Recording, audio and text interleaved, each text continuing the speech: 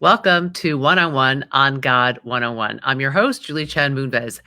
My guest today is the one and only Red from Big Brother 25. Red, welcome to the show.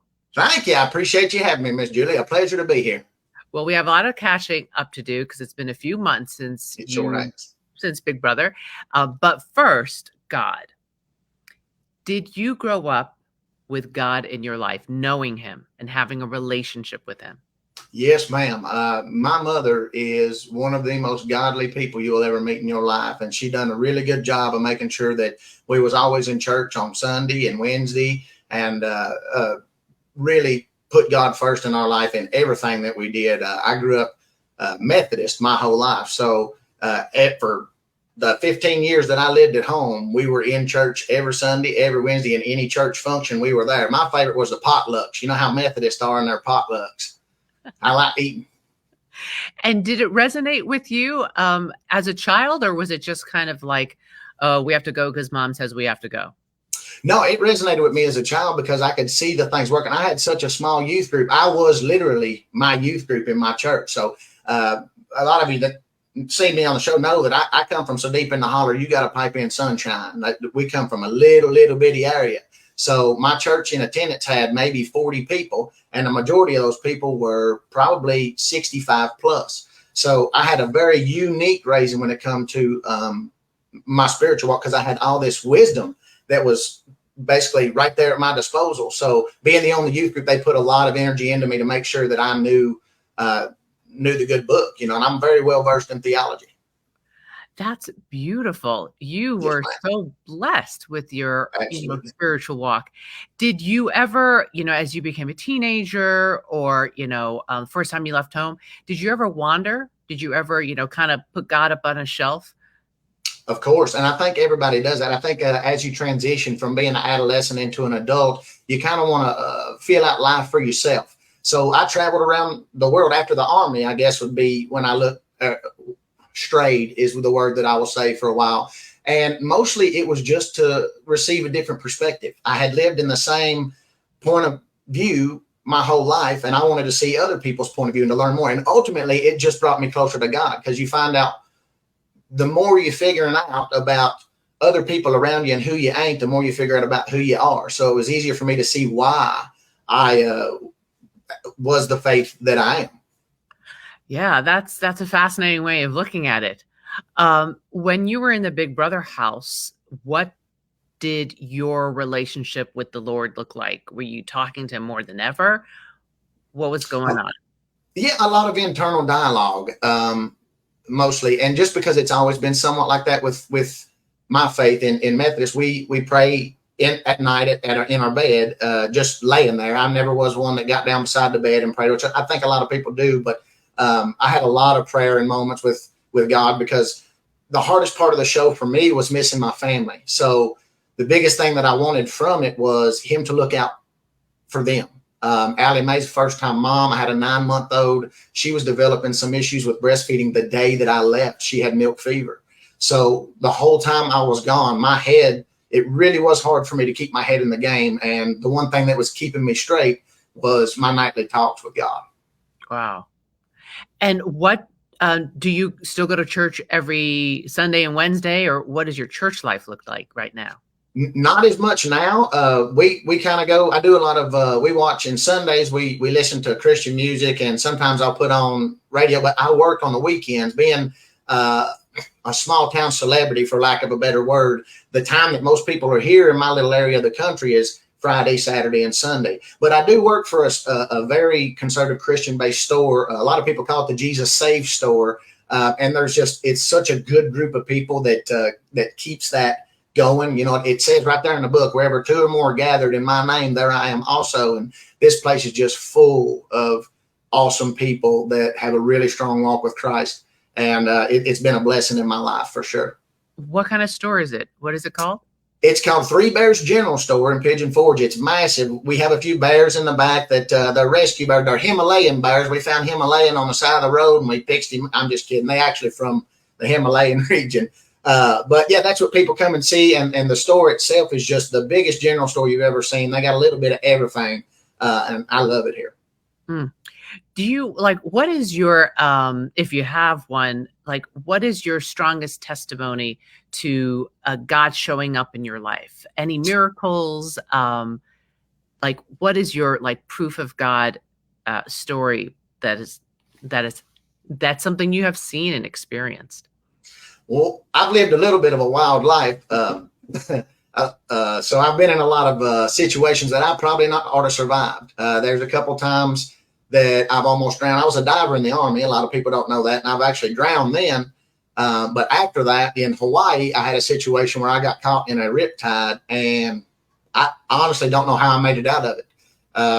The current just stopped, and I was swimming. As I was taking my last breaths, I was praying like, I guess this is it. I'm either coming to see you or I'm going back to the beach. And as I was blacking out, I felt it release kind of, and I was able to swim up out of it. And that moment, I said, we're going to church. Me and my buddy Marshall, there's a church in Kahului. We just had got there. We'd only been there about 2 weeks, so I didn't have a church or nothing like that. We didn't even know nobody. And I said, we're going to church. And I went there and I prayed until my face was red because I was so thankful just for being there. That's one moment. Another moment, I saved my sister's life when she was drowning and nobody was around to see her. But something in my head told me that something was wrong. And I went to looking around, and about 15 feet from where I was standing in muddy water, my sister was already unconscious. I pulled her up out of water without nobody telling me. I didn't see her or anything like that, but I went right to where she was and pulled her up out of water just in time enough to save her life. So wow. It's been more than one situation like that. I would have been dead probably 3 or 4 times as wild as I was, but God's always been there for me. That was Holy Spirit talking to you, using you to save your sister for sure. 100%. And she even tells her story to this day, and she'll get teared up and crying about it. Oh, it gives me goosebumps.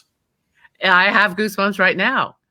All right, let's talk about your experience in the Big Brother house. All right. You've been watching the show how long? So I started watching from the first season. I missed a few in between because I took a spell where I didn't have no TV, but I started watching in the beginning. So you're an Uber fan. And was it what you expected? Yes and no. So I expected more action, to be doing more stuff more, but there's a lot of downtime where you got to kind of talk about the same stuff and rotate rooms and stuff like that. You don't get to see that translated as well if you don't watch live streams. And I've never had enough internet to watch no live streams. We didn't even have a color TV till 1995 or something like that in my family, or running water until the 90s. So having a VCR, some way to record or live stream something was not even a thing. But that was the biggest difference for me, noticing that you're not moving all the time and you do have to sit still, which is tough for me. I'm not a person that has sat in one spot for a long time. So I found myself discovering a new red in that bit. You get the time before too, where you have to spend some time by yourself. That reflective time for me also, to go back to us talking about our spiritual journey, that also strengthened my spiritual walk with Christ because I had time to be with myself before the show. So what did you learn about yourself? Having all that alone time to self-reflect in the Big Brother house. That people are where I draw my energy, that the happiness and the smiles of others and positivity is what makes me feel complete and whole as a human. Not having that was so tough for me. My journey in life is all about spreading smiles. I believe you can change this world one smile at a time. It don't cost you a dime. And if you see somebody without one, if you give them yours, they guaranteed to give it back to you. So in that, I've found a lot of blessings for sure. Yeah, we were not meant to live alone. No. Community. Who are you still in touch with? Lots of people. So almost everybody I've stayed in contact with, but Riley, of course, me and Cam, a lot of people thought we was going to have this. There's going to be a big bromance breakup, but no, me and him are fine. That guy's like my brother. He's as close to me as any of my sisters are. I've talked with Riley a bunch, talked with Matt and Bowie Jane, love Bowie. Jag, I absolutely love that man. I'm so tickled that he won. Such an amazing human being. Honestly, I don't think it could have worked out better, truly. I talked with Hysom as well. So you've made lifelong friends as a result. Absolutely. Family. And how did you and Cam clear the air?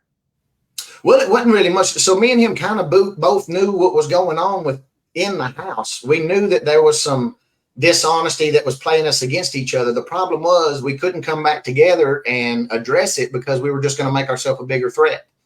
So my whole thing was, had he not took himself down for veto, he would have went home. The only reason I went home at that point was because I didn't win the veto. But we knew that if we could come back together, we could have went far in the game. But we also knew if we come back together, we was going to be the biggest targets in the game. So there was never any time where we could do that. You're a local celebrity now. What do people say to you? I hope you and Cam are okay. That's the first thing most people say. y'all's bromance was so beautiful, and it was real, and it really was. I love that man. I built a bond with him and a connection with him like nobody else that I've connected with ever, really.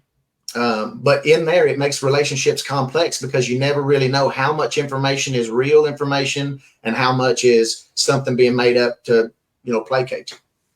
And finally, what is next for Red? What's happening? Lordy. I would love to do, honestly, if y'all had me, I'd love to do Amazing Race with Cam. I think me and him would kill it. I'd love to find a route in entertainment. I find that this is where I'm happiest. Yeah. Honestly, making other people smile. And I believe it's what I was born to do, what I was meant to do. Well, you certainly made all of our viewers smile. I mean, your positivity is just infectious. So I thank you for bringing such light into this world and in our world of Big Brother. And I just wish you Godspeed and God bless. And I pray that you and Cam get on Amazing Race. And the same to you, Miss Julie. You have the same effect on people. You have such a wonderful presence and personality about you. And I know you're doing good things for God and for all of us. I just think you're an amazing human, and I can't thank you enough. Thank you, Red. God bless you. God bless you.